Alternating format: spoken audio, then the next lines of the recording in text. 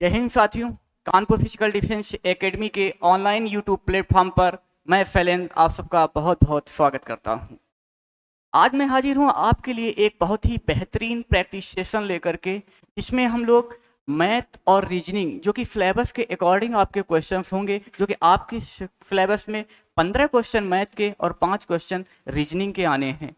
उन्हीं के related question लेकर के आया हूं। 15 क्वेश्चन मैथ के और 5 क्वेश्चन रीजनिंग के हम लोग डिस्कस करेंगे और विथ कॉन्सेप्ट डिस्कस करेंगे। उसके साथ में हम लोग उन क्वेश्चन के आंसर देखेंगे। आंसर के साथ साथ उन क्वेश्चनों से संबंधित जितने भी क्वेश्चन बन सकते हैं या विगत परीक्षाओं में उससे संबंधित जितने क्वेश्चन पूछे गए हैं, उन क्वेश्चनों को हम लोग डिस्कस कर रहे होंगे। चलो तो देखते हैं। पहला क्वेश्चन आपकी मोबाइल की स्क्रीन पर। तो इस क्वेश्चन को आप लोग अपने पेन और कॉपी लेकर के बैठिएगा और इसको सॉल्व करिएगा, ठीक है। और उसके बाद में इसको आंसर को मैच कीजिएगा क्या आप सही है। और उसके बाद में इस वीडियो के कमेंट्स में आप ये भी बताइएगा कि इन क्वेश्चंस में से आपके कितने क्वेश्चन सही हुए, और खुद का आकलन कीजिएगा, क्योंकि अभी एग्जाम के काफ़ी समय है। तो इसमें देखिएगा कि अभी कहाँ कमी रह रही है। अगर कोई क्वेश्चन गलत हुआ तो क्यों गलत हुआ, ठीक है, तो उसको सुधार करिएगा। पहला क्वेश्चन है, राम और श्याम की आयु में 5:7 का अनुपात है। यदि उनकी वर्तमान आयु का योग 48 वर्ष है तो उनकी आयु में कितना अंतर है। तो देखते हैं, ये जो क्वेश्चन है ये एज टॉपिक से रिलेटेड क्वेश्चन है। एज टॉपिक आप लोगों को ऑफलाइन क्लास में बहुत ही अच्छी तरीके से सर ने पढ़ाया है, आप लोगों की अच्छी प्रैक्टिस भी हो चुकी है, तो आप इसको हल भी कर सकते हैं। बता रहा है राम और श्याम की आयु में 5:7 का अनुपात है। इसका मतलब ये जो रेशियो दे रखा है, ये रेशियो किस चीज का है। राम और श्याम की जो आयु है, उनकी आयु का जो रेशियो है वो कितना है, 5:7। एक राम है और एक श्याम है, इनकी जो आयु का रेशियो है वो कितना है, 5:7। ठीक, फिर क्या कह रहा है, यदि उनकी वर्तमान आयु का योग 48 वर्ष है। वर्तमान आयु का योग 48 वर्ष है। ये 48 क्या है, उनकी वर्तमान जो आयु है, उनकी जो वर्तमान कंडीशन में जो आयु है वो कितनी, उन दोनों को जोड़ दिया जाए तो 48 है। और रेशियो कितना है, 5 और 7। तो ऐसे क्वेश्चनों में हमने क्या बताया आपको, इन दोनों रेशियो को जोड़ो और जो योग दिया हो तो उसके बराबर कर दो। तो क्या है, 7 5 12, और 12 बराबर हम क्या कर देंगे, 48। तो 1 बराबर 4, 1 बराबर 4। अब पूछा क्या गया है, तो उनकी आयु में कितना अंतर है। ऐसे क्वेश्चनों में क्या करते हैं, उनकी आयु में अंतर पूछा गया है तो उनके रेशियो का अंतर का वेरिएंट देख लें। तो उनकी रेशियो 1 बराबर हमने 4 निकाल लिया, 1 बराबर 4 निकाल लिया। अंतर, उनकी आयु में अंतर कितना है, तो उनके रेशियो में अंतर कितना है, रेशियो में अंतर है 5 2 7। 2 का मान है, मतलब 2 वेरिएंट का मान है अंतर में। तो 1 बराबर 4 के तो 2 बराबर 8 के, तो आंसर क्या आ जाएगा, 8। इसका मतलब उनकी आयु में कितना अंतर है, 8 वर्ष का। और ऑप्शन दिया हुआ है बी ऑप्शन सही। चलो आगे बढ़ते हैं। दूसरा क्वेश्चन, 42 लीटर के मिश्रण में शराब और पानी का अनुपात 5:2 है, उनमें कितनी शराब है। कह रहा कोई मिश्रण है, एक मिक्सचर दे रहा है और इस मिक्सचर की टोटल क्वांटिटी जो है वो कितनी है, 42 लीटर की, ठीक। और उस मिक्सचर में दे क्या रखा है, एक है शराब, मतलब शराब है, और क्या है, पानी, मतलब वाटर है, ठीक। क्या ये है शराब और क्या है, पानी, ठीक। और उसका जो टोटल वैल्यू है वो कितनी है, 42 लीटर। टोटल वैल्यू जो है वो 42 लीटर है, लेकिन इसका जो रेशियो दे रखा है वो 5:2 दे रखा है। बिल्कुल वैसे ही तरीके से जैसे एज वाले में लगाते हैं वैसे ये, तो जो अनुपात दे रखा है वो 5:2 है, लेकिन इसका टोटल मान कितना है, 42। तो 5 2 7, रेशियो कितना 7 और टोटल वैल्यू कितनी 42। तो क्या कर देंगे, 7 बराबर 42 के, तो 1 बराबर 6 के, मतलब एक वैल्यू का मान आ गया 6। पूछा क्या गया, उसमें कितनी शराब है, शराब पूछी जा रही है, और शराब का मान कितना दे रखा है, 5 दे रखा है। तो 1 बराबर 6 के, तो 5 बराबर 6 गुणा 5 कर देंगे, मतलब उसमें क्या है, 30 लीटर क्या है, शराब है। ये एक टोटल वैल्यू दे रखी थी, टोटल मिक्सचर था, टोटल मिक्सचर कितना था, 42 लीटर। और उसमें मिक्सचर में 5:2 के अनुपात में शराब और पानी था। शराब और पानी था, उस रेशियो को जो जोड़ करके टोटल मिक्सचर बन रहा था। जो मिक्सचर है वो शराब पानी का मिक्सचर है, तो उस रेशियो को जोड़ करके हमने टोटल मिक्सचर के बराबर कर दिया। इसका मतलब 7 बराबर 42 के, तो 1 बराबर 6 के। और पूछा गया है शराब, तो शराब का जो मान था वो 5 था। रेशियो कितना था? 5। जब रेशियो 5 था तो हम 5 का मान निकाल दिया, तो 30 लीटर आ गई। आंसर ए सही है। चलो नेक्स्ट क्वेश्चन देखते हैं। सुरेश, महेश, नरेश क्रमशः 10 घंटे, 12 घंटे तथा 15 घंटे में कोई काम कर सकते हैं। यदि तीनों एक साथ काम करें तो कितने घंटे में करेंगे? ये किस टॉपिक से है? टाइम एंड वर्क से है। टाइम एंड वर्क भी आप लोग पढ़ चुके हैं। ऐसे क्वेश्चन में क्या करते हैं, हम इन सब का एलसीएम ले लेते हैं, एलसीएम के बाद में उनकी क्षमता निकाल लेते हैं, और क्षमता के बाद में जो बता रहा है क्षमता के फिर कर देंगे। तो 3 लोग हैं, कौन कौन से हैं? एक सुरेश है, एक महेश है, और एक कौन है? नरेश। 3 लोग हैं। इनके जो काम करने का, ये 10 घंटे में, ये 12 घंटे में, और ये 15 घंटे में कोई काम कर सकते हैं। 10 घंटे, 12 घंटे और 15 घंटे में कोई काम कर सकते हैं। फिर क्या करते हैं, यदि तीनों एक साथ काम करें, वो तो बात की बात रही। अच्छा, हम 10, 12, 15 का पहले ले लेंगे क्या? एलसीएम। क्या ले लेंगे? एलसीएम। तो 10, 12, 15 का एलसीएम जो निकला वो क्या निकला? 60। हमें आशा है कि तुम्हें एलसीएम निकालना आता होगा और बहुत अच्छी तरीके से बताया भी गया है। ठीक है, तो 10, 12, 15 का एलसीएम कितना आ गया? 60। अब जब एलसीएम 60 आ गया तो इसकी हम निकाल लेंगे क्या? क्षमता। जब क्षमता निकालते हैं, क्षमता क्या करते हैं, इन दिनों की संख्या में कुल काम में घटा देते हैं। तो इस 60 में 10 से भाग देंगे तो कितना आएगा? 6। इधर कितना आएगा? ये आ जाएगा 6, और ये 6, ये 12 पंचे 60, तो इधर 5, ये 15 चौको 60, तो 4। इसका मतलब जो उनकी क्षमता आई वो 6, 5, 4 के रेशियो में आई। लेकिन फिर क्या कह रहा है, यदि तीनों एक साथ काम करें, क्या कर रहे हैं? तीनों एक साथ मिलकर काम कर रहे हैं, तो पूरा काम है कितना? 60। और तीनों की क्षमताएं कितनी है? एक इसकी 6 है, इसकी 5 है, और इसकी 4 है। तो तीनों की क्षमताएं हम जोड़ दें, तो इसको हम जोड़ें, 6, 4, 10, 5, 15। ये इसका मतलब टोटल जो इनकी क्षमता है वो 15 है। और 15 से अगर हम पूरा, क्योंकि तीनों मिलके काम कर रहे हैं, तो 15 से भाग दे देंगे। जब 15 से भाग दे देंगे तो इसमें कितना आ जाएगा?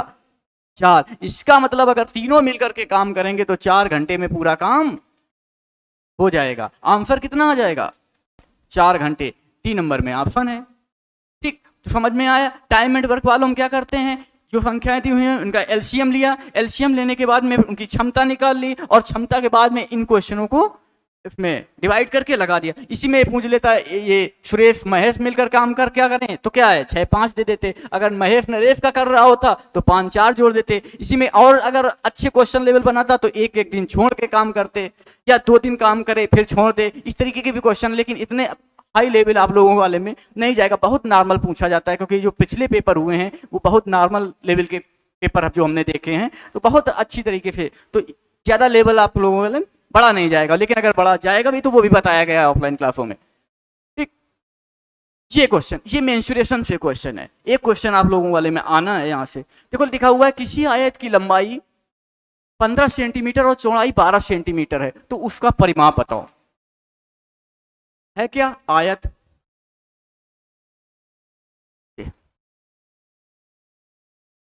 ये कोई आयत है, और बता रहे हैं इस आयत की जो लंबाई है वो कितनी है? 15 सेंटीमीटर। ठीक, और जो चौड़ाई है वो कितनी है? 12 सेंटीमीटर। बात समझिएगा, जो लंबाई है वो 15 सेंटीमीटर है, और जो चौड़ाई है वो कितनी है? वो 12 सेंटीमीटर है। तो फिर पूछ रहा है, और तो उसका परिमाप पूछ क्या रहा है? उसका परिमाप पूछ रहा है। परिमाप होता क्या है पहले तो ये पता हो चाहिए। फार्मूले तुम्हें पता है, बताए गए हैं। क्या आयत का क्षेत्रफल की बात करें तो L इंटू बी, मतलब लंबाई गुणा चौड़ाई होता है। परिमाप 2L प्लस बी, आपको बताया गया 2L प्लस बी। आप लोगों को ये भी पता है परिमाप की बात की जाए।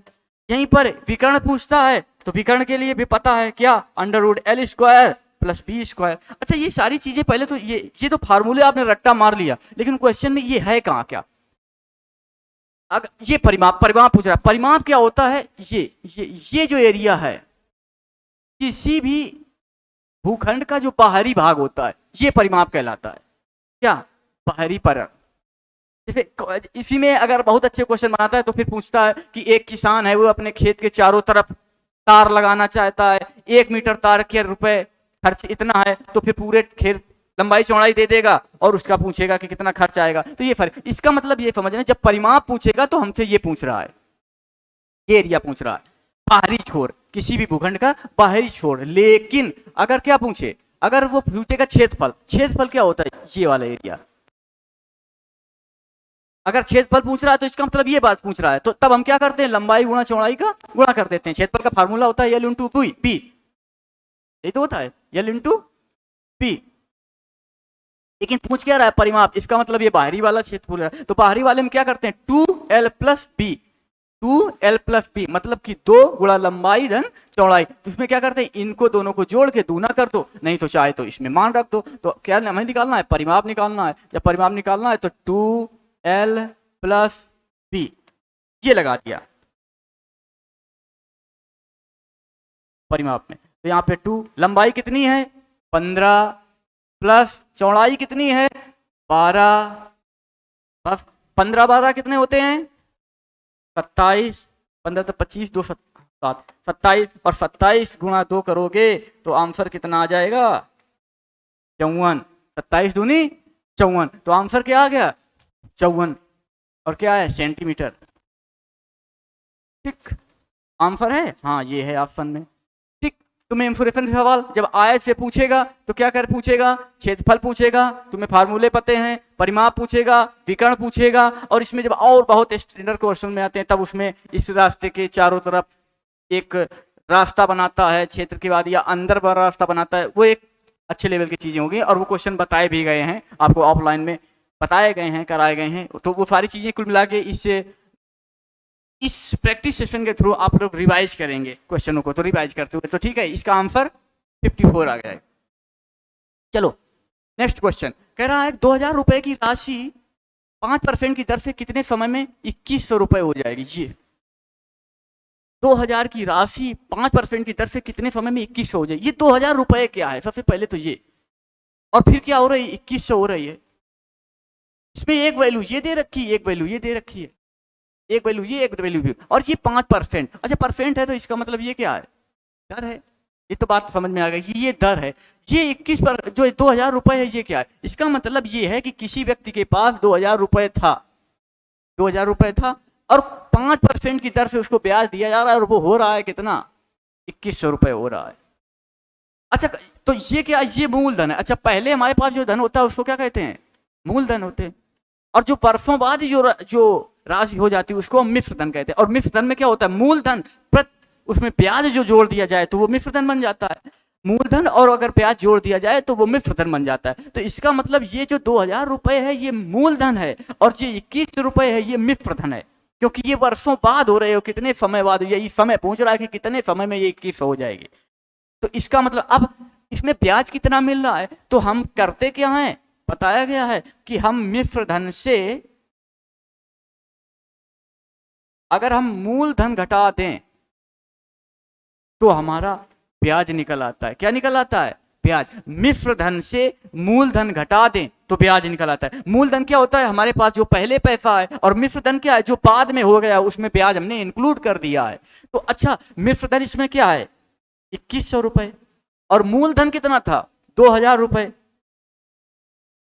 इसका मतलब जो ब्याज मिला है वो कितना मिला है 100 रुपए का। ये 100 रुपए क्या है, ये 100 रुपए है ब्याज। आप कहेंगे क्या FI। अच्छा इसमें FI CI बताया नहीं गया, चक्रवृद्धि ब्याज या साधारण ब्याज। तो मोस्टली ये होता है कि जब कुछ नहीं दिया होता है तो हम लोग सिंपल इंटरेस्ट लगाते हैं, साधारण ब्याज लगाते हैं। बात समझ में आ रही। तो इसका मतलब ये जो 100 रुपए है ये साधारण ब्याज। अब अच्छा हमें क्या क्या मिल गया, मूलधन पता चल गया, ब्याज भी पता चल गया, दर भी पता चल गया, और पूछ क्या रहा है, समय पूछ रहा है। और फार्मूला तुम्हें पता है FI बराबर PRT/100। खूब रट्टा मारा है तुमने, ठीक है। FI बराबर PRT/100 मतलब सिंपल इंटरेस्ट बराबर principal into rate into time upon 100। मतलब मूल साधारण ब्याज बराबर मूलधन गुणा दर गुणा समय बटे 100।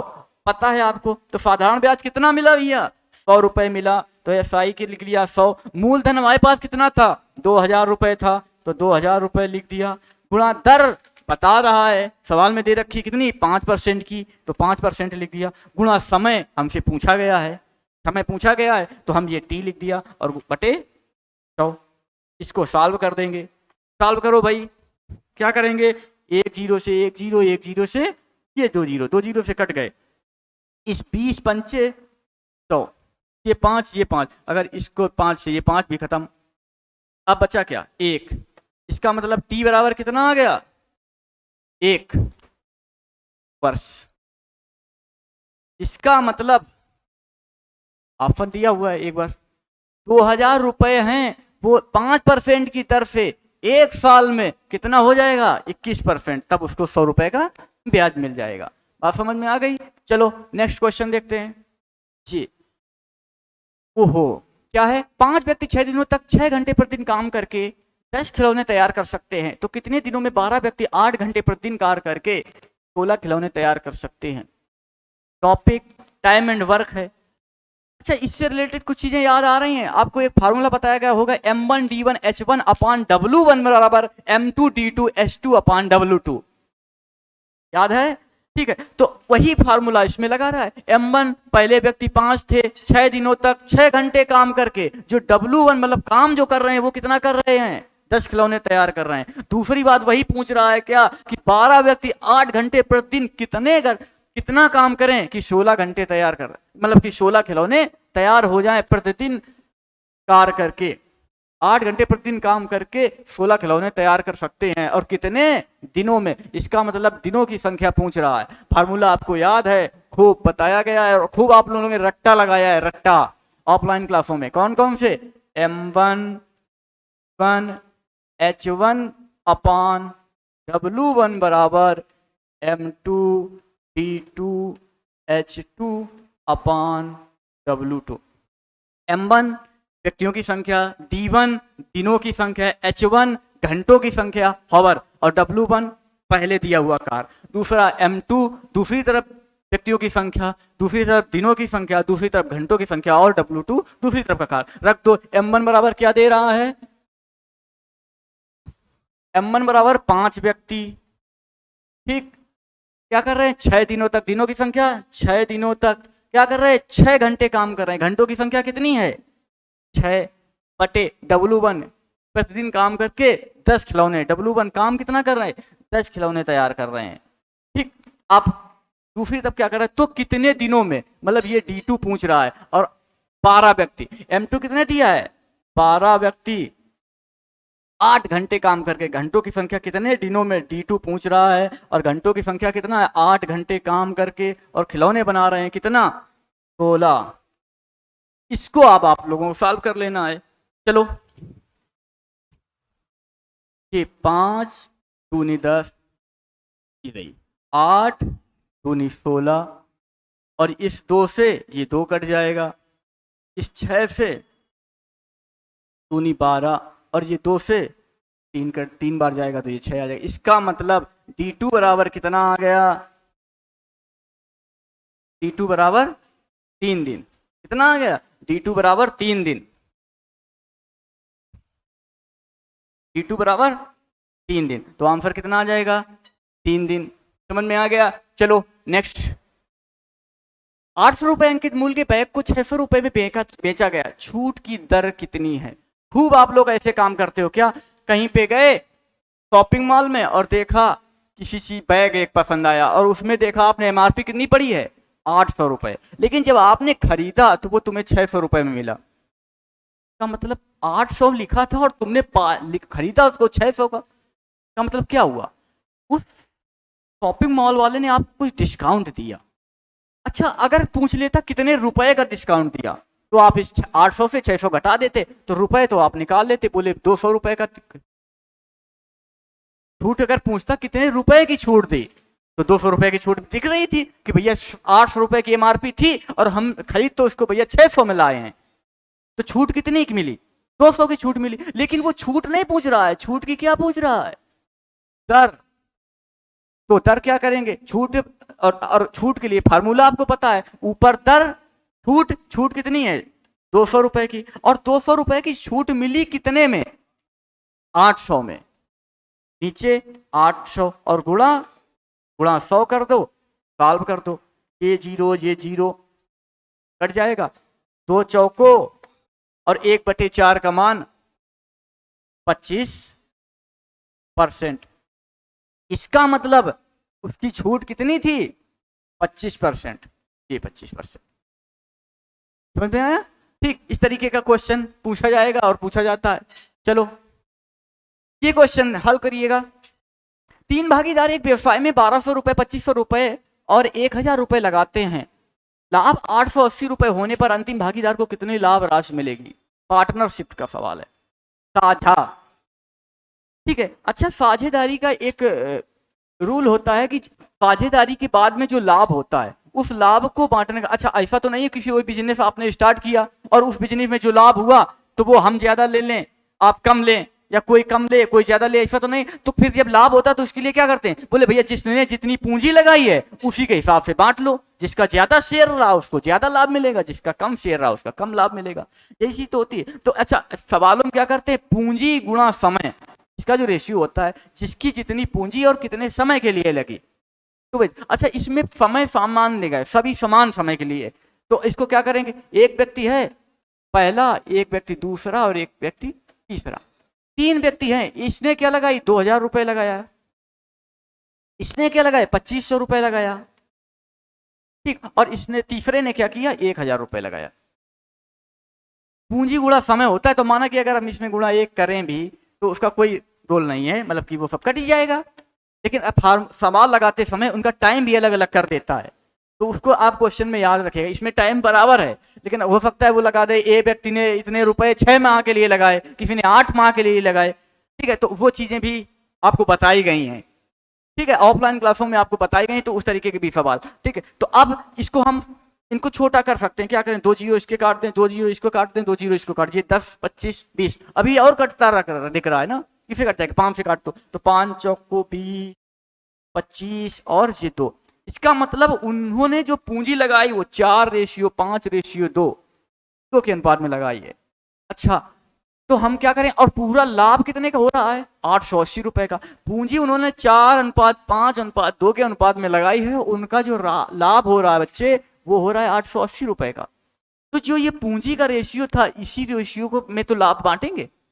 तो हम क्या करें? इस पूरे रेशियो को जोड़ के 880 के बराबर कर दें। तो हम क्या करें? 5 4 9 2 11। इसका मतलब 11 बराबर 880। तो 1 बराबर 11 बराबर 880, तो 1 बराबर 80। 1 का मान 80 निकल आया। तो अब पूछा क्या गया है? होने पर अंतिम भागीदार को कितनी राशि मिलेगी? जो लाभ हुआ उस लाभ में अंतिम कौन है? तीसरा व्यक्ति। और तीसरे ने रेशियो में कितने लगाया था? 2 के अनुपात में लगाई थी। पूंजी कितने के अनुपात में? 2 के अनुपात में लगाई थी। तो 1 का मान है 80, तो 2 का मान 80 गुणा 2 मतलब 100। इसका मतलब जो अंतिम भागीदार है उसको 160 रुपए का लाभ होगा। चलो ये आंसर डी नंबर समझ में आ रहा है जी। आगे बढ़ते हैं। ये देखो, एक बस 90 किलोमीटर प्रति घंटा की गति से दौड़ रही है। क्या कर रही? एक बस 90 किलोमीटर प्रति घंटा की दर से, मतलब की गति से दौड़ रही है। यह 20 सेकंड में कितनी दूरी तय करेगी? चाल बराबर दूरी बटे समय, खूब फार्मूला रटाया गया है और आप लोगों को मालूम है। ठीक है, मतलब समय दूरी का सवाल है। ये बस की जो 90 किलोमीटर प्रति घंटा है ये क्या है? चाल ही तो है ये। ठीक, दौड़ रही है और ये समय कितना दिया है? 20 सेकंड में। बोले एक बस है वो 90 किलोमीटर प्रति घंटा की गति से चल रही है, तो बोला है 20 सेकंड में कितनी दूरी तय करेगा। आपको फार्मूला एक पता है, दूरी बराबर चाल गुणा समय, क्योंकि चाल बराबर दूरी बटे समय से निकलता है। क्या? दूरी बराबर चाल गुणा समय। अच्छा चाल कितनी है? 90 किलोमीटर प्रति घंटा की चाल कितनी है? 90 किलोमीटर प्रति घंटा। इस चीज को भी देखो, समस्या कहां आ रही? और समय कितना है? इनटू, और समय है 20 सेकेंड। समस्या यहां आ रही तुम लोगों को। क्या? बोले ये तो सेकेंड में दिया है और ये किलोमीटर प्रति घंटा में है। और अगर दूरी किलोमीटर प्रति घंटा में है तो समय, अगर दूरी किलोमीटर में है तो समय से घंटा में होना चाहिए, अगर दूरी मीटर में है तो समय सेकंड में होना चाहिए। लेकिन बोले समय तो इसमें सेकंड में दे रखा है और दूरी दे रखी है किलोमीटर में, तो क्या करें, किलोमीटर को हम मीटर पर सेकंड में बना दें, क्योंकि इसमें तो ऑप्शन मीटर में दिए हुए हैं, तो मीटर पर सेकंड में बना दें। और मीटर पर सेकंड बनाने का तरीका तुम्हें पता है, अगर किलोमीटर प्रति घंटा से मीटर प्रति सेकंड में बनाते हैं तो क्या करते हैं, 5/18 का गुणा कर देते हैं, यही तो करते हैं। अगर किलोमीटर प्रति घंटा को किलोमीटर प्रति घंटा को मीटर प्रति सेकंड में बनाना है तो 5/18 का गुणा, अगर मीटर प्रति सेकंड को किलोमीटर प्रति घंटा बनाना है तो 18/5 का, तो क्या है, किलोमीटर प्रति घंटा है, तो इसमें हम क्या करें, 90 को मीटर प्रति सेकंड में बनाने का 5/18 का गुणा कर दिया ये, और गुणा 20 सेकेंड ये, तो इसका मतलब ये जो पूरा बन गया क्या, मीटर प्रति सेकेंड में। अब इसको सॉल्व कर लेंगे, 90 गुणा 5/18 गुणा 20 को सॉल्व करेंगे तो 18 पंचे 90, 25 और 25 दूनी 50 ये और 1 0 ये, इसका मतलब आंसर क्या आ गया, 500 मीटर, 500 मीटर, क्योंकि किलोमीटर प्रति घंटा को हमने 5/18 का गुणा किया तो बन गई क्या, मीटर प्रति सेकेंड। ठीक है, तो अब ये मीटर प्रति सेकेंड होती, लेकिन ये क्या बन गए, ये 500 है, ये क्या है, मीटर, 500 मीटर आंसर है, ये है ए नंबर आंसर। ठीक, आंसर आ गया 500 मीटर। नेक्स्ट क्वेश्चन, एक आदमी और उसके पुत्र की औसत आयु, एज टॉपिक पढ़ चुके हैं आप लोग, एज टॉपिक आप लोग पढ़ चुके हैं और एज से रिलेटेड सवाल पूछे जाते हैं। एक आदमी और उसके पुत्र की औसत आयु, एवरेज है, औसत आयु 35 वर्ष है, उसकी आयु का अनुपात 5:2 है, तो पुत्र की आयु कितनी है। ये 35 वर्ष क्या दे रखा है और ये 5:2 क्या दे रखा है, बस समस्या यहां आ रही है कि ये क्या दे रखा है। बोले अब ये 35 वर्ष क्या है, आदमी की आयु है या उसके पुत्र की आयु है, नहीं, ना तो ये आदमी की आयु है और ना ही उसके पुत्र की आयु है, ये उनकी आयु का औसत है। और औसत आपने पढ़ा है तो औसत बराबर कुल पदों का योग बटे पदों की संख्या होती है। क्या अपने शब्दों में अगर देखें तो औसत का मतलब क्या होता है, किसी समूह में समान रूप से बांटी गई राशि औसत कहलाती है। तो इस समूह में लोग कितने हैं, दो, कौन कौन, पिता पुत्र, और उनका औसत कितना है, 35, तो इसका मतलब पिता को भी 35 और पुत्र की भी 35, पिता की भी 35 और पुत्र की भी 35, पिता की जो उम्र है वो भी 35 वर्ष और पुत्र की जो उम्र है वो भी 35 वर्ष। अब तो औसत कुल पदों का योग बटे पदों की संख्या होते हैं, तो अगर योग देखें औसत 35 है पिता पुत्र का, तो योग देखेंगे तो योग कितना निकल आएगा, योग बोले फर्जी 70 निकल आ जाएगा,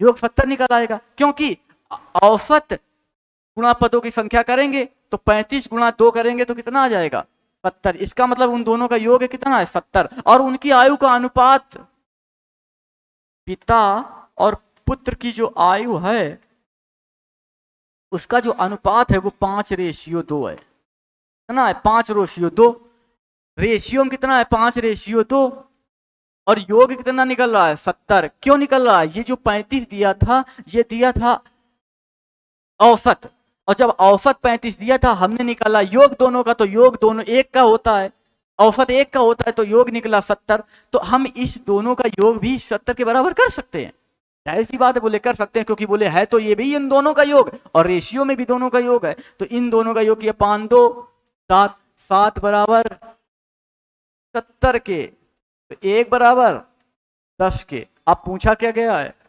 तो पुत्र की आयु कितनी है, इसकी पूछी गई है, पुत्र की आयु कितनी है, तो बोले पुत्र की रेशियो में आयु कितनी है, बोले रेशियो में आयु है 2, तो 1 का मान हम निकाल चुके हैं 10, तो 2 का मान 20, इसका मतलब पुत्र की उम्र कितनी है, 20 साल, पुत्र कितने का है, 20 साल का, ऑप्शन है जे, ए नंबर ऑप्शन जे,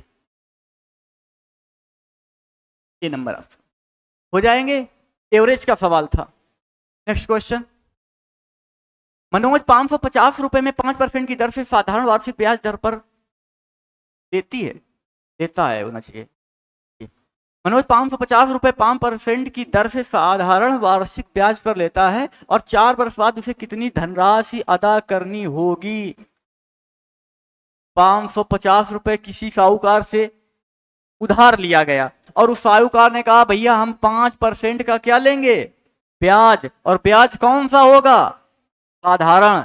और साधारण ब्याज को पता है कि फ्लैट चलता है, सीधे सीधे मूलधन में लगता है। और जो चक्रवृद्धि ब्याज होता है वो ब्याज पर ब्याज होता है, मतलब 1 साल के बाद में उसी पूंजी में, मतलब मूलधन में उस ब्याज को इंक्लूड कर दिया जाता है। तो दूसरे साल के लिए वो मिश्रधन जो होता है वो मूलधन बन जाता है। ठीक है, लेकिन इसमें ऐसा नहीं है। इसमें क्या पूछा गया है, साधारण ब्याज दिया है और पूछ रहा 4 वर्ष के बाद उसे कितनी धनराशि अदा करनी होगी। तो SI बराबर PRT/100, बिल्कुल फार्मूला। और इससे रिलेटेड अभी पीछे एक सवाल कर भी चुके हो, तो फिर ज्यादा टाइम न बर्बाद करते हुए क्या लगाएंगे, SI बराबर PRT/100। चलो भाई मान रख दो, मूलधन कितना है 550 रुपए, दर कितनी है 5%, और समय कितना दे रखा है इसमें 4 वर्ष, और बटे 100। सॉल्व करते हैं, इस 0 से इस 0 काटते, 5 दूनी 10 और 2 दूनी 4 और 55 दूनी 110।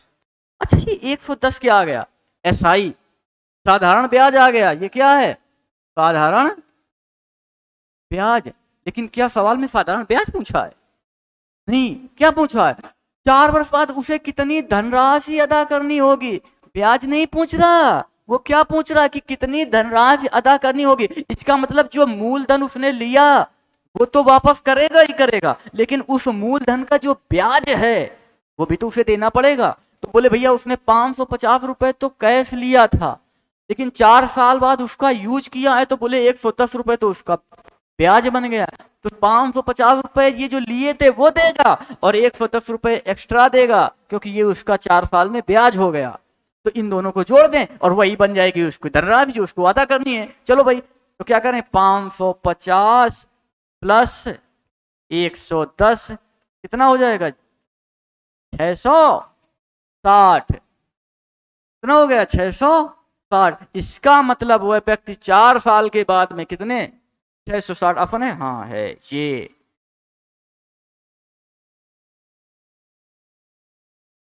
चार साल के बाद में वो 660 रुपए उसको देना पड़ेगा, और ये क्या होगा, मिश्रधन। समझ में आए, साधारण ब्याज का फॉर्मूला था। नेक्स्ट देखते हैं, एक व्यक्ति अपनी आय का 60% खर्च कर देता है, यदि उसकी मासिक आय 3000 रुपए है तो उसकी मासिक बचत क्या होगी। ये सवाल करिए करिए, सॉल्व करिए फटाफट। चलो देखो, एक व्यक्ति है और बोला उसकी जो मासिक आय का 60% खर्च कर देता है। एक व्यक्ति अपनी मासिक आय का, कोई उसकी मासिक आय है और जो भी उसकी सैलरी है वो उसके लिए तो पूरी 100% है ना। तो सवाल में कह रहा है जो मासिक आय है उसका 60% खर्च कर देता है। अच्छा 100 रुपए थे, उसके 60%, मतलब 60 रुपए तुमने खर्च कर दिया, तो फिर बचाया कितना। बोले बचाया हमने 60 रुपए खर्च कर दिया और बचाया कितने, 40 हमने। इसका मतलब उसकी जो पूरी मासिक आय है उसका 60% तो वो खर्च कर रहा है, लेकिन बचा कितने रहा है, 40%। इसका मतलब उसकी जो बचत है वो कितनी है, 40%। पूरी 100 थी। फिर क्या कह रहा है, यदि उसकी मासिक आय 3000 रुपए हो, रुपए में दे रखी है, रुपए में कितनी दे रखी है, 3000 रुपए। उसकी जो मासिक आय वो 3000 रुपए है, तो उसकी मासिक बचत कितनी है, ये बचत पूछ रही है। अगर हम यहां से देखें तो वो 40% बचा रहा था और टोटल कितनी थी 3000। तो हम अगर 3000 का 40% निकाल दें, क्योंकि 40% तो बचा रहा है, 100% में वो 60% तो खर्चा कर दे रहा है और बचा कितना रहा है, 40%। और जब 40% बचा रहा है तो वही तो 3000 का 40% निकाल दे तो आ जाएगा, जाहिर सी बात है। चलो भाई निकाल दो, क्या करेंगे, 3000 और 3000 का 40% निकाल दो भाई। इस 0 से ये 0, इस 0 से एक 0, 3 चौको 12।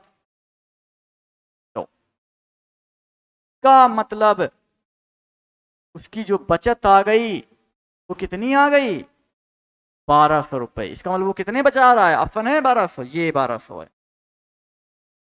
अच्छा कुछ लोग अब ये भी करेंगे, 3000 रुपए उसकी बचत थी, फिर उसका 60% निकालेंगे, 60% निकाल के वो हटा देंगे, बोले इतने खर्च कर दिया। अब जो बचे वो निकलेगा वो ही, चाहे वैसे निकाल लो, 3000 का 60% निकाल के माइनस कर दो वो, और चाहे यहीं से समझ लो कि अगर 60% खर्चा कर रहा है तो 40% बचा रहा है। अगर 40% बचा रहा है तो 3000 का 40% निकाल दिया, तुम्हारा 1200 आ गया। ओके चलो नेक्स्ट देखते हैं। ओहो, ए बी सी के मासिक वेतन का अनुपात 2:3:5 है। यदि सी का मासिक वेतन ए के मासिक वेतन से 1200 रुपए अधिक है तो बी का वार्षिक वेतन बताओ। तो बी का वार्षिक वेतन बताओ। देखो देखो देखो, ए बी सी के मासिक वेतन का अनुपात 2:3:5। 3 लोग हैं, कौन कौन? एक व्यक्ति है ए, दूसरा है बी और तीसरा है सी। इनका जो वेतन है 2:5 है। यदि सी का मासिक वेतन ए के मासिक वेतन से 1200 अधिक है, इस चीज को गौर करने वाली बात है। क्या एक व्यक्ति जो सी है, इसका जो मासिक वेतन है वो ए के मासिक वेतन से 1200 रुपए अधिक है, लेकिन सर जी फिर रेशियो में कितना अधिक है? रेशियो में कितना अधिक दे रखा है? बोले रेशियो में जो दे रखा है वो ए का 2 है और सी का 5 है, तो रेशियो में यहाँ पे 3 अधिक। कितना अधिक है? 3 अधिक है। अगर रेशियो में 3 अधिक है और मान कितना दे रखा है? 1200, का मतलब जो 3 का मान दे रखा है 1200 है। ना है 1200, 3 का मान 1200 है, तो पूछ रहा है तो बी का वार्षिक वेतन क्या है? बी का वार्षिक वेतन क्या है? 3 का मान 1200, तो 1 का मान 400 आ जाएगा। 3 का मान 1200 तो 1 का मान 400। और फिर पूछ क्या रहा है? तो बी का वार्षिक वेतन, बी का, तो बी का मान कितना है? 3। 1 का मान 3, 1 का मान 4, तो 3 का मान कितना आ जाएगा? 1200। ये 3 का मान 1200 आ गया, बी का मान 1200 तो आया, का मान कितना आया? 1200। ये तो आया। तो बी का वार्षिक वेतन पूछ रहा है, कितना? वार्षिक। और ये जो वेतन दिया है, ये बी का आ तो गया 1200, लेकिन ये 1200 है कितना? मासिक वेतन। बी के जो 1200 आया, गलती मत करना बच्चे, और ये 1200 ऑप्शन रखा हुआ है, ऑप्शन रखा हुआ है। ये जो 1200 आया है, ये 1200 वेतन कैसा था? मासिक। मासिक। लेकिन यहां क्या पूछ रहा है? फेल हो जाएगा, समझ रहे हो ना? तो ये जो 1200 आया ये तो मासिक वेतन है, और पूछा क्या गया है? वार्षिक वेतन। इसका मतलब 1 महीने का वेतन उसका 1200 है, और पूछ क्या रहा है? 12 महीने का। तो गुणा 12 करोगे तो 12 12 में 144 और 2 जीरो, 14,400। ये कैसा वेतन आया? वार्षिक वेतन। समझ गए बच्चे? बहुत ध्यान रखना इस तरीके क्वेश्चन, और क्वेश्चन करा रही है आपका पेपर। सारी सी बात है, लैंग्वेज के लिए जानी जाती है। ठीक है, तो समझ में आ गया होगा। पहले वेतन जो दिया है मासिक वेतन दिया है, और पूछ किस में रहा है? वार्षिक में। तो इस तरीके से जल्दबाजी नहीं करनी है, सवाल जल्दी लगाना है लेकिन जल्दबाजी में नहीं लगाना, बिल्कुल। ठीक है, चलो नेक्स्ट क्वेश्चन पे आते हैं। एक विद्यालय में 200 विद्यार्थी हैं जिनमें 3/10 भाग लड़के हैं। विद्यालय में लड़कियों की संख्या ज्ञात करें। एक विद्यालय है और उसमें 200 विद्यार्थी, माना कि आप लोगों के हॉस्टल में 200 विद्यार्थी हैं, फिर कह रहा हो जिसमें 3/10 भाग जो है वो तो लड़के हैं। विद्यालय में लड़की, इसका मतलब लड़के और लड़कियां हैं, इसमें 3/10 भाग तो लड़के ही हैं। और जब 3/10 भाग लड़के हैं तो लड़कियां क्या हैं? अच्छा, तो लोगों को बताया गया है।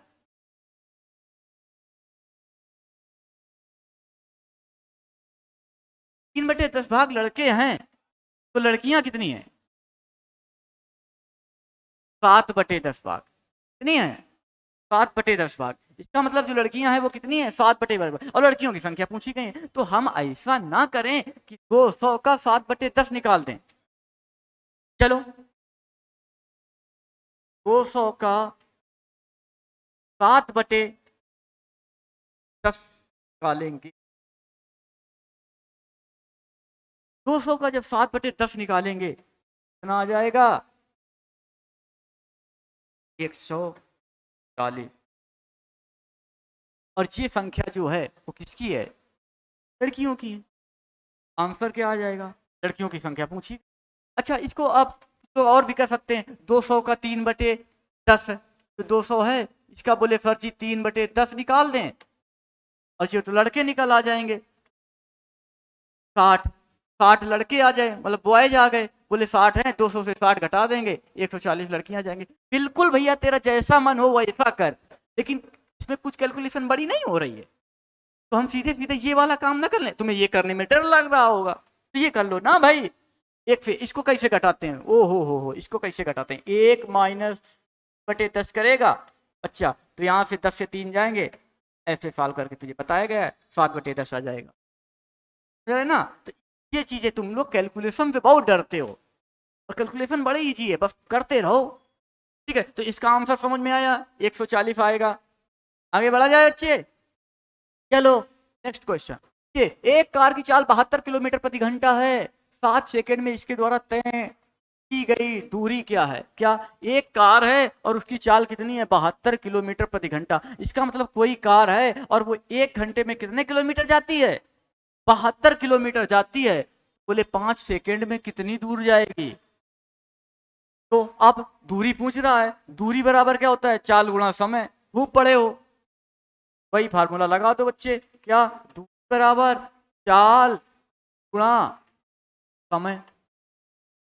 बोले भैया चाल कितनी है, 72 किलोमीटर प्रति घंटा, और ये कितनी है, 72 किलोमीटर प्रति घंटा, और गुणा समय कितना है, सेकेंड में। बस समस्या तुम्हें वहीं खड़ी हो जाती है, ये सेकेंड में है और ये किलोमीटर प्रति घंटा में है। ऑप्शन जरा देख ले, क्या है, मीटर में दिया है तो इसका मतलब इस सेकेंड को यहीं बना रहने दें, हम इसको किलोमीटर प्रति घंटा को मीटर प्रति सेकेंड में बदल लें। और तुम्हें पता है किलोमीटर प्रति घंटा को मीटर प्रति सेकेंड में बदलने के लिए क्या करते हैं, 5/18। तो हम यहाँ पे रखें क्या, 72 गुणा 5/18। तो बोले फर्जी, ये हो गया मीटर पर सेकेंड में, और ये 5 सेकेंड में जा रही थी, 5 सेकेंड में, गुणा 5 कर देंगे, सॉल्व कर दो। 72 गुणा 5/18 गुणा 5 को सॉल्व करेंगे तो बोले फर्जी 18 चौको 72 और 5 चौको 20 और 20 पंचे 100।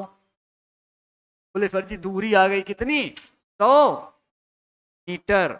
अच्छा समझ में आया, कितनी दूरी, 100 मीटर। का मतलब ये कार 5 सेकेंड में 100 मीटर दूरी तय करेगी। आगे बढ़ा जाए, 15 क्वेश्चन हो गए। ओ हो, ये विद्यार्थियों की एक लिस्ट में अब चालू हो गए रीजनिंग। अच्छा, आपका जो पेपर है उसमें 15 क्वेश्चन मैथ के आने हैं, 15 क्वेश्चन मैथ के करवा दी। अब जरा 5 या 6 क्वेश्चन इसे प्रैक्टिस सेशन में रीजनिंग के होंगे, उनको भी देखते हैं आप लोग। और रीजनिंग भी खूब पढ़ाई जा रही है, अच्छी तरीके से पढ़ाई गई होगी, शायद सारे क्वेश्चन रटे हुए हैं आप लोगों के। ठीक है, ये पहला क्वेश्चन, विद्यार्थियों की एक लिस्ट में रोहित का स्थान ऊपर से 15वां तथा नीचे से 25वां है, बताइए उस लिस्ट में कितने व्यक्ति हैं। रैंकिंग करके कह दे सकते हैं, से है ये। ठीक है, तो एक विद्यार्थियों की एक लिस्ट में रोहित है, कोई एक व्यक्ति है, मतलब एक बच्चा है और जिसका नाम फर्जी क्या है, रोहित है। बोले ये रोहित है। अच्छा, ऊपर से 15वां, हम जब कॉपी में या बोर्ड में ये जो लिखने की कंडीशन में रखते हैं तो ऊपर हम लोग ऐसा माइंड में करते हैं, बोले हम बाएं साइड में ऊपर रख लें और दाएं साइड नीचे मान लेते हैं। ऊपर मान लेते हैं इसको, या स्टार्टिंग मान लेते हैं, प्रारंभ से लिखा कहते, बाएं से लिखा कहते, या एक ही तरफ से लिखते। हम लोग इधर से जब लिखते हैं ना, एक ही तरफ से, एक तरफ भी यही है, प्रारंभ भी यही है, बाएं भी यही है, शुरुआत यही है, और ऊपर भी यही है। तो बोले ऊपर से 15वां, इसका मतलब इस तरफ से ये जो रोहित है इसका स्थान कितना है, 15वां। बोले किस, ये जो रोहित है इसका ऊपर से स्थान 15वां है और नीचे से स्थान 25वां है। बोले सर जी अगर इस इधर से गिना जाता है तो इसका कितना है, 25वां। इधर से इसका जो स्थान है वो 25वां है। और पूछ रहा है टोटल कितने बच्चे हैं। अच्छा, इसमें क्या होता है, इसका एक फार्ट करके क्या, इन दोनों को जोड़ के एक घटा दो, जोड़ के एक घटा दो, 5 5 10, 5 लगा 1 2 आए 40 और एक घटा दो, कितने आ जाए 39। ऑप्शन 39 आ गया। लेकिन अच्छा एक चीज और बताओ, तो ये इधर से जब कर रहे हैं तो ये 15वां है और जब इधर से कर रहे हैं तो ये 25वां है। एक चीज आप सोचो, अगर ये व्यक्ति 15वां है तो 14 लोग इससे पहले नहीं बैठे हैं, बैठे हैं ना। अच्छा, जब ये इधर से गिना जा रहा है तो बोले ये 15वां है, जब ये 15वां है तो इसका मतलब 14 लोग इसके पहले बैठे। अच्छा, दूसरी तरफ से क्या गया है, बोले तुम आए भैया, बोले तुमने इधर से गिना, बोले ये 25वां है। आदमी तो यार यही है। बोले इधर से तुम 25वां कह रहे हो, तो बोले क्या, बोले 24 लोग इसके इधर बैठे हैं। यही तो बात हुई। तो हम ये ना करें 24 लोग ये बैठे हैं और 14 लोग ये बैठे हैं, इन दोनों को जोड़ो 24 14 तो 8 38 और एक ये खुद बैठा है। 24 लोग इसके इस तरफ हैं और 14 लोग इसके एक तरफ हैं और बीच में एक ये खुद बैठा है, तो इसको भी जोड़ोगे तो 38 तो ये हो गए और 1 + 1 39, ये भी हो जाएगा। समझ में आया? आ गया ना? तो ऐसे, और नहीं तो क्या करते हैं ऐसी कंडीशन में दोनों तरफ से जोड़ के ये घटा देते हैं। घटाते क्यों है? क्योंकि जब ये 25वां और ये 15वां, ये 25वां, इसका मतलब यही व्यक्ति 2 बार गिना गया है तो 1 बार माइनस करते हैं। ठीक, तो 39 इसका ऑप्शन सही होगा। समझ गए बेटा?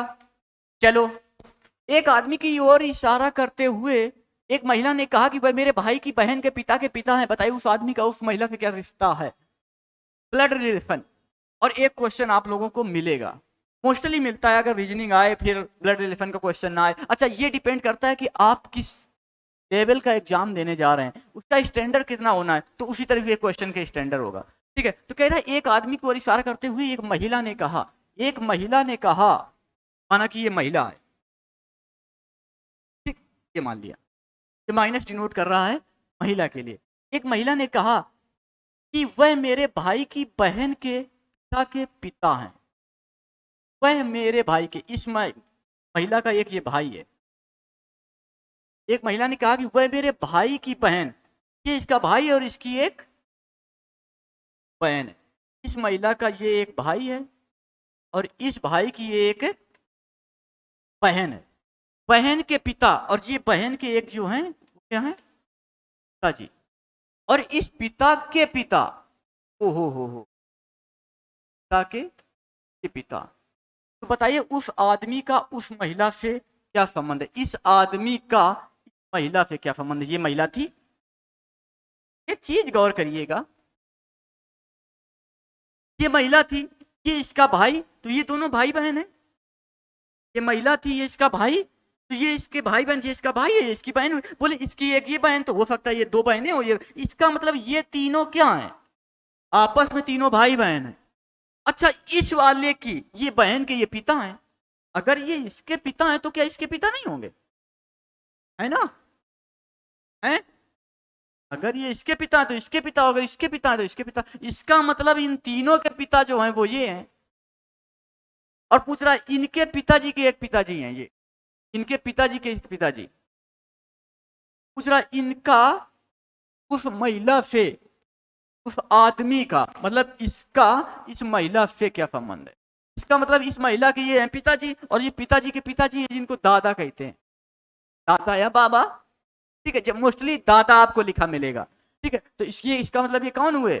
ये तीनों भाई बहन और ये इनके पिताजी और ये पिताजी के पिताजी। तो ऑप्शन क्या हुआ?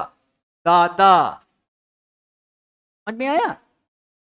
अच्छा, ऑप्शन लगाते हैं क्या?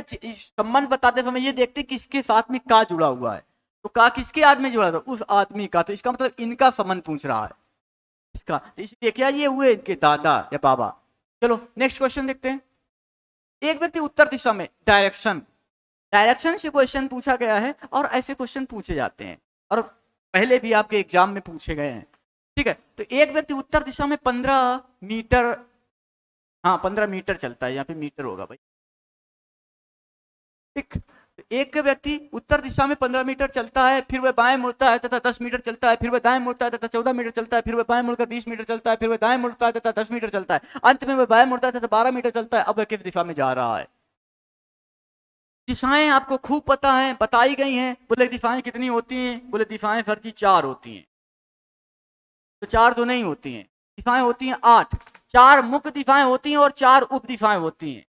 और बताने वाले तो लोग अगर आकाश पृथ्वी जोड़ के 10 दिशाएं भी कहते हैं, नहीं लोग कहते हैं 10 दिशाएं में, तो 10 दिशाएं, लेकिन आपको पढ़नी कितनी है? मात्र 8 दिशाएं। तो 4 मुख्य दिशाएं कौन कौन सी? ईस्ट है, वेस्ट है, नॉर्थ है, साउथ है, और इन्हीं की 4 सब डायरेक्शन ये डिवाइड कर दिया जाता है। तो ये कौन सी बन जाती है, नॉर्थ ईस्ट बन जाती है, ये साउथ ईस्ट हो जाती है, ये नॉर्थ वेस्ट हो जाती है, और ये साउथ वेस्ट हो जाती है। मतलब ये पूरब, ये पश्चिम, ये उत्तर, ये दक्षिण, ये उत्तर पूर्व, ये दक्षिण पूर्व, ये उत्तर पश्चिम, ये दक्षिण पश्चिम।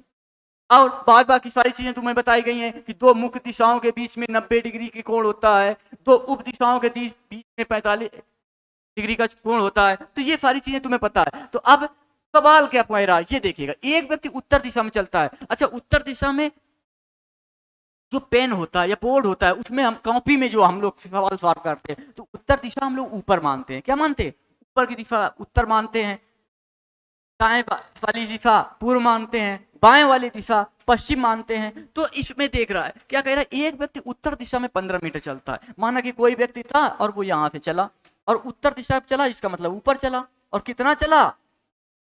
15 मीटर। उत्तर दिशा में 15 मीटर चलता है, हमने भैया 15 मीटर चला दिया। फिर वह बाएं मुड़ता है। अच्छा, कोई व्यक्ति अगर ऊपर जा रहा है तो जाहिर सी बात है उसका जो, अगर कोई व्यक्ति उत्तर की तरफ जा रहा है तो उसका जो बायां होगा वो पश्चिम की तरफ होगा, और जो दाया होगा वो पूर्व की तरफ होगा। तो अब जब उत्तर की दिशा की तरफ चल रहा था, फिर वह बाएं मुड़ता है तथा 10 मीटर चलता है। अच्छा, जब बाएं मुड़ रहा है तो वो 10 मीटर चल रहा है, तो बाएं इसका कहाँ होगा? इसका जो बाएं होगा वो पश्चिम दिशा में होगा। और पश्चिम दिशा में चलने के बाद में मुड़ा कितना? चला कितना? 10 मीटर। 10 मीटर चलता है। अब जब वो पश्चिम में जा रहा है, फिर वो दाएं मुड़ता है। अच्छा, कोई व्यक्ति अगर पश्चिम में जा रहा होगा और फिर वो दाएं मुड़ेगा, तो इसका दाएं जो होगा उत्तर की ओर होगा, तो फिर उत्तर की तरफ मुड़ जाएगा। फिर वह दाएं मुड़ता है तथा 14 मीटर चलता है, तो ये 14 मीटर चलता है। अच्छा, अब वो जा रहा है उत्तर की तरफ, फिर वह बाएं मुड़ता है। अगर उत्तर की तरफ जा रहा है और बाएं मुड़ेगा, तो फिर वो इधर इधर उसका बाएं कहाँ होगा? ये। फिर वह बाएं मुड़ता है और मुड़कर 20 मीटर चलता है। ये 20 मीटर चला। फिर वह दाएं मुड़ता है तथा 10 मीटर चलता है। अब ये जा रहा है पश्चिम में, और जब पश्चिम में जाएगा फिर 10 मीटर दाएं मुड़ेगा, तो दाएं इसका कहाँ होगा? ऊपर होगा। ऊपर दाएं मुड़ जाए। और कितना चला? 10 मीटर चलता है। अब ये 10 मीटर चला और फिर वह बाएं मुड़ता है। ऊपर जा रहा था, अब वह फिर बाएं मुड़ेगा और 20 मीटर चलता है। इसमें क्या लैप्स कर दिया क्या? चलो फिर से देखो। एक व्यक्ति उत्तर दिशा में 15 मीटर चलता है, उत्तर दिशा में 15 मीटर चला दिया। फिर वह बाएं मुड़ा तथा 10 मीटर चला। फिर वह बाएं मुड़ा, 10 मीटर चला दिया। फिर वह दाएं मुड़ा तथा 14 मीटर चला। फिर वह दाएं मुड़ा तथा उसे 14 चला दिया। फिर वह बाएं मुड़ा तथा 20 मीटर चला। फिर वह बाएं मुड़ा तथा 20 मीटर चला। फिर वह दाएं मुड़ा तथा 10 मीटर चला। फिर वह बाएं मुड़ा 10 मीटर। अंत में वह बाएं मुड़ता है तथा 12 मीटर चलता है। ये 12 मीटर चलता है। अब यहाँ से जो बाएं मुड़ेगा और 12 मीटर चलेगा। अब वह किस दिशा में जा रहा है? ये पॉइंट पूछ रहा है। अब वह किस दिशा में जा रहा है? यहां से ये जा रहा है, और भाई साहब ये इधर की तरफ जा रहे हैं, इधर की तरफ जा रहे हैं। अब ये कौन सी दिशा है?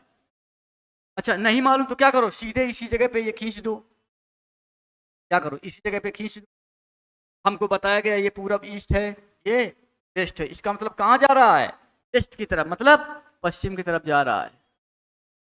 ठीक, अगर ये पूछ देता प्रारंभिक स्थान से उसका घर किस तरफ है, या किस तरफ की तरफ है इस समय वर्तमान में, तो कहाँ? उत्तर पश्चिम। यहाँ पे खींचो ऐसे, तो ये कौन सी दिशा बन जाती? उत्तर पश्चिम। लेकिन अभी कहाँ जा रहा है? वो सीधे पश्चिम क्यों जा रहा है? तो इसका आंसर क्या हो जाएगा? पश्चिम। पश्चिम बनेगा। ये इधर से इधर जा रहा है भाई, और ये जब जा रहा है तो ये किस दिशा की तरफ मुंह इसका है? पश्चिम की ओर। ठीक, आगे देखिएगा। एक आदमी की ओर इशारा करते हुए एक महिला ने कहा, वह मेरे पिता के इकलौते पुत्र की पत्नी का बेटा है। तो बताइए उस आदमी का उस महिला से क्या रिश्ता है? उस आदमी का उस महिला से क्या रिश्ता है? एक आदमी की ओर इशारा करते, एक ये महिला है कोई, एक महिला एक आदमी को इशारा करते हुए इस महिला ने कहा, इस महिला ने एक आदमी की ओर इशारा करते हुए कहा कि यह मेरे पिता। अच्छा, जब कभी ब्लड रिलेशन का क्वेश्चन हो तो इसमें खुद को इन्वॉल्व कर लीजिए, आपको रिलेशन निकालने में बड़ी आसानी होगी। और लगभग लगभग जो अपने रिलेशन होते हैं सबको पता ही है, ठीक है। और वही जो आपके कॉमन यूज में आते हैं घर में, वही रिलेशन इसमें पूछे जाते हैं। तो जाहिर सी बात है, तो आपको ज्यादा जल्दी सवाल लगाने, एज्यूम करने में आपको बहुत ही आसानी होगी। ठीक है, तो क्या कह रहे हैं, एक आदमी को इशारा करते एक महिला ने कहा कि वह मेरे पिता। इसका मतलब ये महिला थी और इस महिला के का महिला के पिताजी, ये माना कि और इस मेरे पिता के इकलौते पुत्र की पत्नी का बेटा है। इकलौते पुत्र की पत्नी का बेटा है। अच्छा, कोई व्यक्ति अपने पिता का इकलौता पुत्र हुआ, का मतलब उसके कोई भाई नहीं है, बहन हो सकती है, क्योंकि ये बता रहा है कि ये जो औरत है ये कह रही वह मेरे पिता के इकलौते, इसका मतलब इसी औरत के पिता हैं और इसका एक भाई है, एक इसका भाई है, इसके पिता का जो इकलौता पुत्र है। आप कहें कि हमारे पिता के इकलौते पुत्र और आप लेडीज हैं, अगर आप लेडीज हैं तो इसका मतलब आपके पिता का इकलौता पुत्र तो आपका एक ही भाई है, तो आप अपने भाई की ओर इंगित कर रहे हैं। तो वही तो कह रहा, ये जो आदमी को इशारा करते हो महिला कह रही वह मेरे पिता के इकलौते पुत्र की पत्नी, मेरे पिता के इकलौते पुत्र की पत्नी, इसका मतलब मेरे पिता का इकलौता पुत्र मेरा भाई और उसकी पत्नी, इसका मतलब मेरी भाभी। ये मेरे पिताजी की इकलौता पुत्र, ठीक है, और ये उसकी पत्नी, इसका मतलब ये दोनों पति पत्नी, ये मेरा भाई और ये मेरी भाभी। उसके बाद सवाल यही नहीं खत्म कर रहा है, पत्नी का बेटा है, इस पत्नी का बेटा है। एक तो बताइए उस आदमी का उस महिला से क्या संबंध है, इसका संबंध पूछ रहे हैं इस महिला से, इसका संबंध इस महिला से, इसका मतलब ये महिला थी, इस महिला के पिताजी का इकलौता बेटा, इसका खुद का भाई, और भाई की पत्नी, इसका मतलब इसकी भाभी, और भाभी का बेटा, इसका मतलब जो भाभी का बेटा है उसके भाई का भी बेटा होगा। क्यों भाई, भाभी का बेटा है वो उसकी भाई का भी बेटा, और जो भाई का बेटा कौन होता है, भतीजा, ये तो कहते हैं। अब पूछ क्या रहा है, उस आदमी का उस महिला से, तो महिला का वो आदमी कौन लग रहा है, ये इसका भतीजा है, ऑप्शन है भतीजा, ये दिया हुआ है। बात समझ में आई, ब्लड रिलेशन है, थोड़ा सा लेंथी कर रहा है, उसको टप नहीं कहेंगे। बताया ये महिला थी, महिला के पिताजी का इकलौता बेटा मतलब उसका भाई, उस इकलौते बेटे की पत्नी और उस पत्नी का बेटा, इसका मतलब भाभी का बेटा, भाभी का बेटा तो मतलब भाई का बेटा, और जो भाई का बेटा मतलब भतीजा। सवाल क्लियर हो गया, हमें लगता है कि आप लोगों को समझ में भी आ रहा होगा। चलो नेक्स्ट देखते हैं, निम्न श्रृंखला को। अच्छा, आपके लिए एक ये सीरीज भी, आपके जो प्रीवियस एग्जाम हुए उनमें सीरीज भी पूछी गई है, रीजनिंग में एक सीरीज आती है और पूछी जाती है, और बहुत ज्यादा टफ नहीं सीरीज है, जो आती हैं आप लोगों के एग्जाम में, तो बहुत नॉर्मल सीरीज है। तो एक सीरीज का क्वेश्चन, चलो देखो ये क्या है, 8, 12, 20, 32, 48, 68, ये 8, 12, 20, 32, 48 और 68। जी, चलो भाई सॉल्व करो, देखिए क्या कह रहे हैं, लगाइएगा। अच्छा, इन सीरीज में क्या करेंगे हम लोग, अंतर देखेंगे, प्लस माइनस देखेंगे, गुणा देखेंगे, भाग देखेंगे, भाज्य अभाज्य देखेंगे, वर्ग घन देखेंगे, यही तो देखते हैं, ठीक है। तो अब इसमें हम देखें तो क्या दिख रहा है, 8 है, 12 है, 20 है, 32 है, 48 है, 68 है, इसमें समांतर श्रेणी भी चलती है, गुणोत्तर श्रेणी चलती है, ठीक है। ये सारी चीजें आपको बहुत अच्छी तरीके से रीजनिंग पढ़ाई गई है ऑफलाइन क्लासों में, तो बहुत तरीके से आपको अच्छी तरीके बताई गई है, सारी चीजें आपको आ रही हैं, ये रिविजन के थ्रू ये वीडियो है, उसके लिए देखिएगा। अच्छा, 8 में अगर हम देखें तो आप कहेंगे सर जी 8, 4, 12 होता है, 4 जोड़ दिया गया है, ये तो समझ में आ रहा है। अच्छा, 12 से 20 जाएं तो बोले सर जी 8 जोड़ दिया गया है, 20 से 32 घटाएं बोले 12 जोड़ दिया गया है, और 32 से 48 घटाएं तो इधर से 6, इधर से 1 बोले 16 जोड़ दिया गया है। इसमें देखें बोले 4 जोड़ा गया, 8 जोड़ा गया, 12 जोड़ा गया, 16 जोड़ा गया, 20 जोड़ा गया। अच्छा, इनको अगर फिर देखें तो 4 + 4 8, 8 4 12, 12 4 16, 16 4, हम इसको समांतर श्रेणी नहीं कह सकते। बोले सर जी 4 4 का अंतर है, बराबर अंतर आ रहा है, लेकिन है कब, तीसरे स्टेप में आके, है तो समांतर श्रेणी। बोले बराबर, इसको भी समांतर श्रेणी कहते हैं। बोले बराबर अंतर आ रहा है लेकिन तीसरे स्टेप में 4 4, तो हम आगे भी 4 का अंतर कर दें तो 20 में 4 जोड़ दो तो बोले 24, और इसका मतलब 68 में 24 जोड़ दो, 8 4 12 2 और 6 2 8 1 9, ऑप्शन है 92, 92 ऑप्शन हो जाएगा। बात समझ में आई बेटा? सीरीज के क्वेश्चन आपकी प्रैक्टिस पर डिपेंड करते हैं कि आपने कितनी प्रैक्टिस कर रखी है, कितने क्वेश्चन सॉल्व किए हैं और आपका माइंड कितनी तेज क्लिक करता है क्वेश्चन को, ठीक है। और वो माइंड तेज तब कब होगा? जब आप खूब सारी प्रैक्टिस करेंगे। आपकी प्रैक्टिस कराई जा रही है ऑफलाइन में तो 8-8 घंटे की सौरभ सर क्लासें चला रहे हैं, बहुत प्रैक्टिस कराई जा रही है। आप ऑनलाइन भी चलाई जाए ताकि कुछ बच्चे जो नहीं आ पाते हैं या नहीं अटैच हैं तो उनका कम से कम पेपर तो सही तरीके से हो और उनका रिवीजन अच्छी तरीके से हो जाए, ठीक है। चलो नेक्स्ट अभी क्वेश्चन, हाँ अभी क्वेश्चन एक और है। लिखा हुआ है एक सांकेतिक भाषा में टेबल को GZYOV लिखा जाता है, भाषा में चेयर को क्या लिखा जाएगा? कोडिंग डिकोडिंग, यहां से भी क्वेश्चन देखने को अक्सर मिलता है और मिलेगा। क्या कह रहा है? टेबल ABLE, टेबल को क्या लिखा जा रहा है? GZYOV लिखा जा रहा है। टेबल को GZYOV लिखा जा रहा है तो पूछ क्या रहा है? चेयर को HAIR। अच्छा, ऐसी क्वेश्चन में आपको इनकी प्लेस वैल्यू बहुत मालूम होनी चाहिए। बिल्कुल रट्टा मार रखी है, बोले सर जी टी का 20 होता है, ए का 1 होता है, बी का 2 होता है, एल का होता है 12, ई का 5 होता है, जी का 7 होता है, जेड का 26 होता है, वाई का 25 होता है, ओ का 15 होता है, वी का 22 होता है। आपको तो बिल्कुल रट्टे ही हैं। अब जरा देख लो इसमें कर क्या रहा है? ये 20 7 21 25 15 22। बोले ओ हो सर जी कर कुछ नहीं रहा है, तो बहुत इजी है। बोले ये तो अपोजिट लिखा है और अपोजिट आपको खूब रट्टा लगवाया गया है। टी का जी होता है, ए का जेड होता है, बी का वाई होता है, एल का ओ होता है, ई का वी होता है, आपको खूब पता होगा। चलो जरा देखो क्या होता है। ए का अपोजिट जेड आपको याद करवाया गया होगा, ए जेड करके। बी का अपोजिट वाई बाय करके याद होगा। सी का अपोजिट एक्स होता है, पता है। डी का अपोजिट डब्ल्यू होता है, हमने ड्यू याद करके याद करवाया होगा, ड्यू करके खूब इस समय पी रहे हो गर्मी में तुम लोग। ई का अपोजिट डी होता है,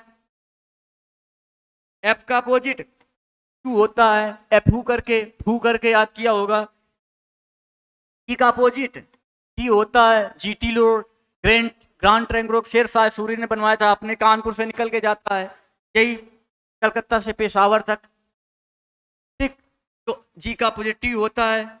एच का अपोजिट एस होता है, तुमने हाई स्कूल करके याद किया होगा। बोले हाई स्कूल तो पढ़ के आए हो, कम से कम हाई स्कूल तो पास ही हो गए जब सेना भर्ती में जा रहे हो तो, ठीक है।